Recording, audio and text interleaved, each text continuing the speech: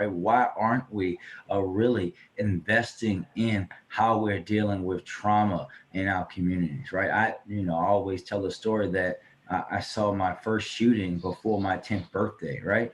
And when that happened, it's just like the next day, I went on about my life like anything didn't happen. It wasn't until actually I was gone away at St. Mary's that I even thought about how the things that I lived with every day were one, not common for most people in the world, and two, cause a significant amount of pain and trauma to me, even though it weren't inflicted on me. So why aren't we investing in that in Baltimore City and thinking about why we don't send trauma teams out to the scenes of these shootings and homicides? When you talk about the great work that we've begun now in Safe Streets and supporting Roca and how we're using their model and how their model has been successful in interrupting in violence, right? Looking at the data, understanding that it doesn't have to be this heavy handed policing approach. And why aren't we investing fully in that model? We failed in Baltimore not once, but twice to fully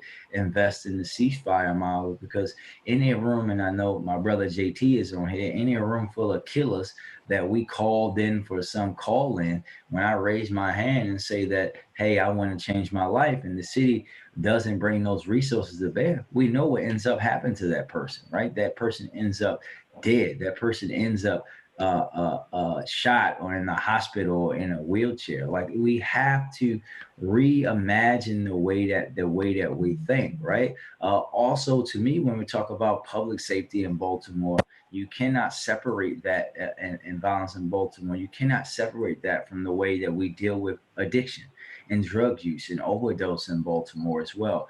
All of that stuff to me plays a part of it, and then it goes without saying about what we need to do investing in education, how we need to invest in recreation. But we have to understand that and start to really treat this like a disease. If we know as early as third grade which young people in our schools in our neighborhoods are the most likely to be the victims or perpetrators of violence by the statistics, why aren't we fully investing in them and their families and models that we know can be successful to help them not just succeed as individuals, but as that collective group?